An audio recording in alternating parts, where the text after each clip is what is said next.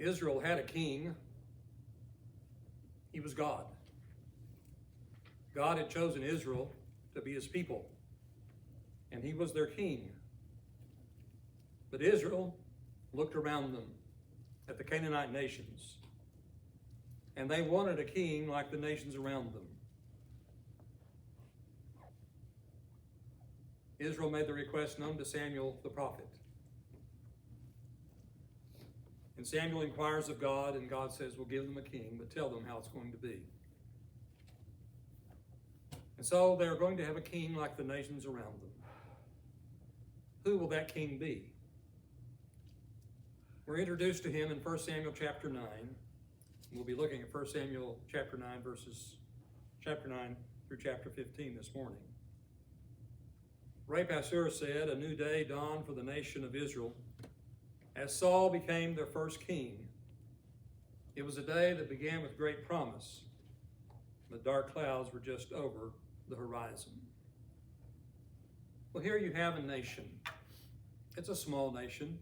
God did not choose Israel because they were of large number or great in any way, but he had chosen them. He was their God. They were his people. He had appointed judges at different times to lead them. These were basically in times of crisis. But now the people want to be like the nations around them. They want a king, and God has granted that request. Well, Israel was made up of tribes and tribal leaders. And the tribes were of different sizes. In chapter 9, the writer says, there was a man of Benjamin whose name was Kish. He had a son whose name was Saul. Now, Benjamin was a very small tribe, very small group of people. Some think that might have been an advantage in selecting the king from a small tribe. There was probably some competition of which tribe the king would come from. But the selection was going to be from the family of Benjamin. Kish apparently was a landowner, man of some wealth and influence. The son's name was Saul, and he was a handsome young man. There was not a man among the people of Israel more handsome than he. And from his shoulders upward, he was taller than any of the people. He was handsome, he was tall. Now, Kish apparently owned a lot of donkeys. And the donkeys got lost. You can pretty much count on livestock. If you don't have them corralled in with fences, they will get out and they will get lost. Well, in those days, apparently we didn't always have fences. We had stones marking property lines. The cow wouldn't read those, or the donkey wouldn't read those and stop. Anyway, these donkeys were lost. So Kish said to Saul, "Take one of the young men with you," this was a servant, "and go and look for the donkeys." Here is the future king of Israel sent out to look for donkeys. And he went looking for donkeys and ended up having a kingdom. But he and the servant go, and they're searching and going through different areas trying to find the donkeys. And Saul is ready to just go home. Verse 5, "Come, let us go back, lest my father cease to care about the donkeys and become anxious about us." But the servant said, "Behold, there is a man of God in this city. He is a man who is held in honor. All that he says comes true." Basically says, let's go inquire of the prophet as to where the donkeys are. And so they do so. And they inquire about the prophet. In those days it says the prophet was called a seer. But they come to him. They're going to ask him, well, where are the donkeys? They encounter Samuel. Now, the Lord had revealed to Samuel, verse 15, that he was going to encounter Saul. This is going to be the one who will be the prince over my people Israel. That's verse 16 of chapter 9. Now, so just a little aside here. He's going to be the prince over my people Israel. Quite often, Scripture will refer to the kings of Israel as prince. God still retains the title and the function of their king. So Saul encounters Samuel, and Samuel privately anoints him to be king. He also tells him that his donkeys are okay. They'll be in such and such a place. So we have here Saul, a handsome man, very attractive man. James E. Smith said this initial description of Saul supports the conclusion that God was giving the people exactly the kind of person who would fulfill their kingly expectations. What do we look for in a political leader? What do we look for a governor, for a senator, for a president in our own system? There are different criteria. And what the people of Israel were wanting at that point in time was a king who was like the kings of the nations surrounding them. And certainly this handsome, tall young man seemed to meet that expectation. Saul's rise to the position of king takes place in 3 stages. As I mentioned, first is privately here in chapter 9, verse 2 through chapter 10, verse 16. Saul is told he is going to be king. Then in chapter 10, verses 17 through 27, there is a public meeting. There is the casting of lots. Now, this was used throughout the Old Testament and even some in the New Testament to determine what God's will was, and God used this means to communicate his will at times. It was done here. And the lot falls to Saul.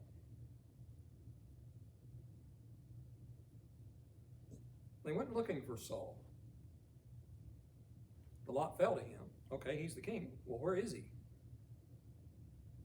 And we read this expression that he was hiding among the baggage. Kind of interesting, that word baggage. As the people came to this particular occasion, they brought stuff. And perhaps Saul had even been asked to watch it. At any rate, here is the future king of Israel, and when they go to look for him, he's hiding. Well, some people weren't overly impressed that this man had been selected. Verse 27 of chapter 10, but some worthless fellows said, "How can this man save us?" And they despised him and brought him no present. But he held his peace. There is a third occasion where Saul is established as a king. And this is at Gilgal, chapter 11. He defeats the Ammonites. And so now his kingship is ratified by the people. Notice chapter 11, beginning with verse 1. Then Nahash the Ammonite went up and besieged Jabesh Gilead. And all the men of Jabesh said to Nahash, "Make a treaty with us, and we will serve you." And Nahash the Ammonite said to them, "On this condition I will make a treaty with you, that I gouge out all your right eyes, and thus bring disgrace on all Israel." The elders of Jabesh said to him, "Give us 7 days' respite, that we may send messengers through all the territory of Israel. Then, if there is no one to save us, we will give ourselves up to you." When the messengers came to Gibeah of Saul, they reported the matter in the ears of the people, and all the people wept aloud. Now keep in mind, Israel is a nation, but kind of a disorganized nation. And here is a threat from one of their enemies. "I'll make a treaty with you, but I'm going to put out the right eye of every one of your men." Why? Well, it would certainly bring shame. It would also make them very ineffective soldiers, because normally the bowman looked with his right eye as he shot the bow. Normally he held a shield in his left hand and fought with his right hand, and so the right eye was very important. But at any rate, it would just be a shameful thing. But here is the condition. And for whatever reason, the king agrees to give them 7 days to give an answer to this. But when the news comes to others, they weep. Verse 5 of chapter 11 says, "Now behold, Saul was coming from the field behind the oxen." Saul has been anointed king, but he's still a farmer. He hasn't yet got to the throne. Saul said, "What is wrong with the people that they are weeping?" And so they told him the news of the men of Jabesh. It says, "The Spirit of God rushed upon Saul when he heard these words, and his anger was greatly kindled. He took a yoke of oxen and cut them in pieces and sent them throughout all the territory of Israel by the hand of messengers, saying, 'Whoever does not come out after Saul and Samuel, so shall it be done to his oxen.' Then the dread of the Lord fell upon the people, and they came out as one man. When he mustered them at Bezek, the people of Israel were 300,000, and the men of Judah 30,000. A great army of men has been gathered to go to the aid of their fellow men. And so they are victorious over the Ammonites. Now in verse 12, people said to Samuel, "Who is it that said, 'Shall Saul reign over us?'" Remember those who were critical of Saul being appointed? They said, "Bring the men that we may put them to death." "Saul, you're king. These men question you becoming king. Let's put them to death."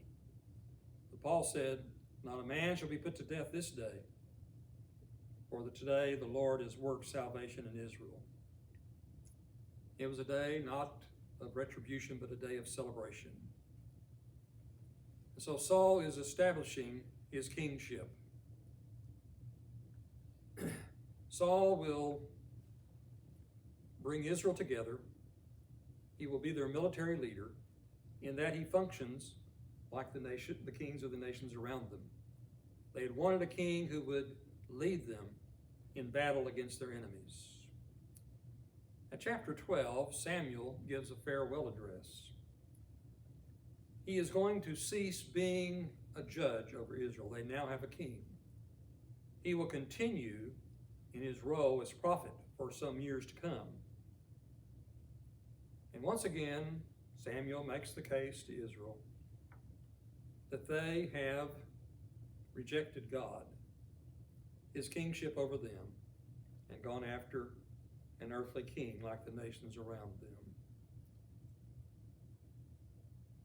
Saul's elevation to the position of earthly king in no way diminishes the place of God as Israel's real king or the function of Samuel as God's prophet.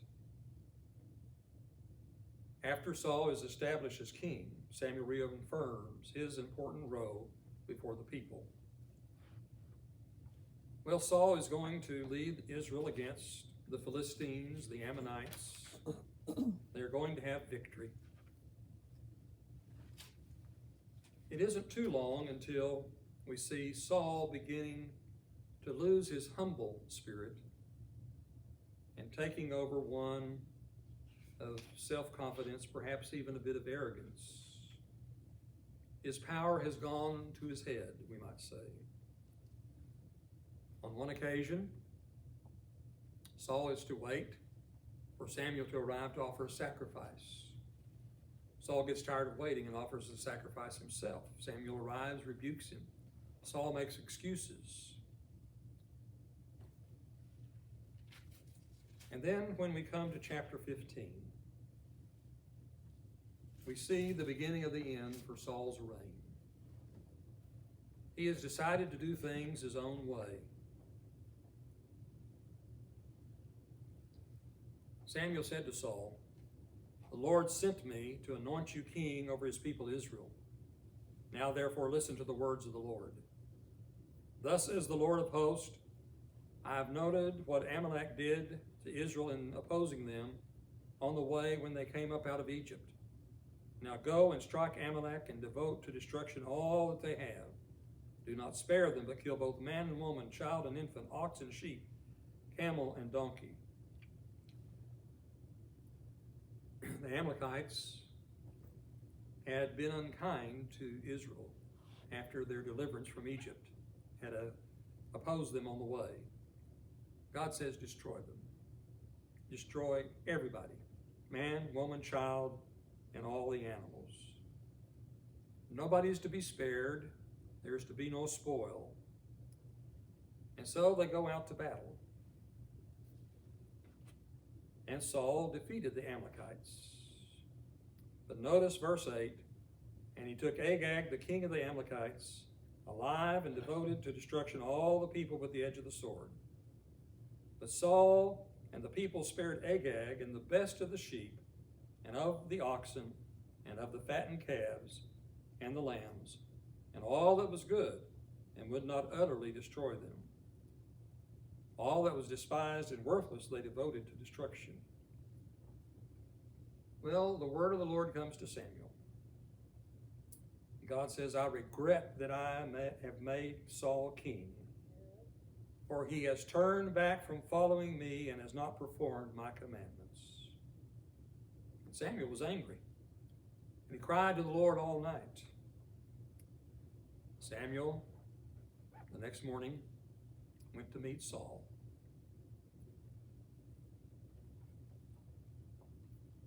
Saul came to Carmel. He set up a monument for himself and turned and passed on and went down to Gilgal. Saul sets up a monument for himself. Samuel then comes to Saul. Saul says to Samuel, Blessed be you to the Lord. I have performed the commandment of the Lord. Had he? No. But he makes the statement, I have performed the commandment of the Lord. I've obeyed the Lord. Verse 14, Samuel said, What then is this bleating of the sheep in my ears and the lowing of the oxen that I hear? Didn't sound like he had destroyed everything and every animal. Saul said, They have brought them from the Amalekites, for the people spared the best of the sheep and of the oxen to sacrifice to the Lord your God, and the rest we have devoted to destruction. Saul passes the buck. He says, they, the people, did this. Samuel says to Saul, Stop. I will tell you what the Lord said to me this night. Saul says, Speak. Samuel said, Though you are little in your own eyes, are you not the head of the tribes of Israel? The Lord anointed you king over Israel. And the Lord sent you on a mission and said, Go devote to destruction the sinners, the Amalekites, and fight against them until they are consumed. Why then did you not obey the voice of the Lord? Why did you pounce on the spoil and do what was evil in the sight of the Lord? Saul says, I have obeyed the voice of the Lord. I've gone on the mission on which the Lord sent me. I brought Agag, the king of Amalek, and have destroyed the Amalekites to destruction. But the people took of the spoil, sheep and oxen, the best of things, devoted to destruction, to sacrifice to the Lord your God in Gilgal. The people, blaming on everybody else. Samuel replies, As the Lord has great delight in burnt offerings and sacrifices, as in obeying the voice of the Lord. Behold, to obey is better than sacrifice, and to listen than the fat of rams. For rebellion is as the sin of divination, and presumption is as iniquity and idolatry. Because you have rejected the word of the Lord, he has also rejected you from being king. Well, Saul at that point says, I have sinned. I've transgressed the commandment of the Lord. Again, he makes a bit of an excuse. I feared the people and obeyed their voice. One thing a king must not do is fear the people. He's king. But Samuel says to Saul, well, your reign is not going to continue. He will reign for several more years. As we read on through 1 Samuel, we see that Saul has a number of problems. He began with such promise, but the dark clouds did come.